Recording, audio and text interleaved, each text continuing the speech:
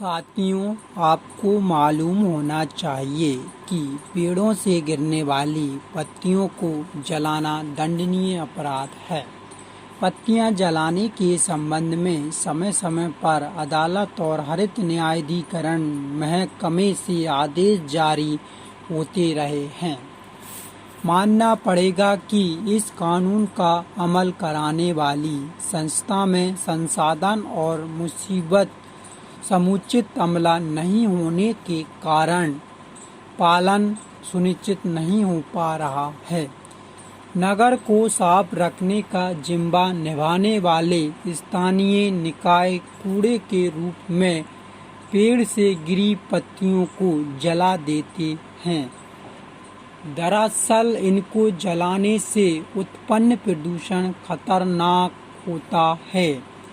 प्रकृति के अनेक तत्वों को संतुलित बनाए रखने में सूखी पत्तियों की बड़ी भूमिका होती है। पेड़ की हरी पत्तियों में मौजूद क्लोरोफिल हमें ऑक्सीजन देता है और पेड़ों के लिए शर्करा युक्त भोजन उपजाता है। जब पत्तियों का क्लोरोफिल चुक जाता है और वे पीली पड़ जाती हैं, तब भी उनमें नाइट्रोजन, प्रोटीन, विटामिन, स्टार्च और शर्करा का खजाना होता है। ऐसी पत्तियों को जलाया जाता है तो कार्बन, हाइड्रोजन, नाइट्रोजन और सल्फर से बने रसायन उत्सर्जित होते हैं, जिससे वायुमंडल में नमी और ऑक्सीजन नष्ट हो जाता है। इनसे निकलने वाली गैस वातावरण को जहरीली बना देती है।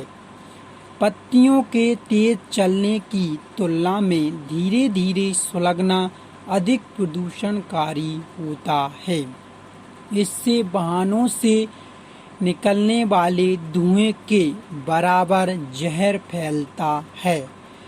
हर शहर में अप्रैल और मई में अर्जुन, नीम, पीपल, इमली, जामुन, ढाक, अमलतास, गुलमोहर, शीशम जैसे पेड़ से 200 से 250 टन पत्ते रोजाना गिरते होंगे।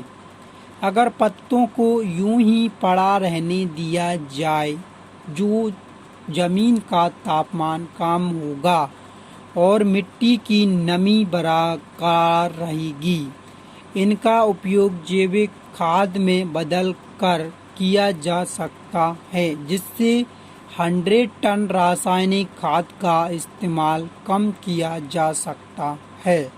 सूखी पत्तियां पर्यावरण मित्र हो सकती हैं। इनको संरक्षित करना सामाजिक जिम्मेदारी है। भारतीय रेल एशिया का सबसे बड़ा तंत्र है। हर साल रेल बजट में यात्रियों की सुविधा और रेलवे के रखरखाव के लिए अरबों रुपए दिए जाते हैं। हम और हमारी सरकार बुलेट ट्रेन चलाने की सोच रही है। इसके लिए प्रयास चल रहे हैं। चीन और जापान से मदद ली जा रही है। दूसरी ओर भारतीय रेल व्यवस्था ऐसी है कि लगभग हर 6 महीने में एक न एक बड़े रेल हादसे की खबर सुनने में आ जाती है।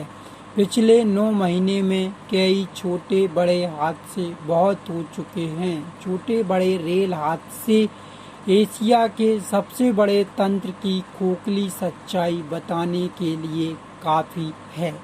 देहरादून के वाराणसी जा रही जनता एक्सप्रेस की दुर्घटना के बारे में बताया जा रहा है कि ब्रेक फेल होने के कारण यह हादसा हुआ, जिसमें थोड़े से लोगों की जान चली गई और सैकड़ों लोग घायल हो गए।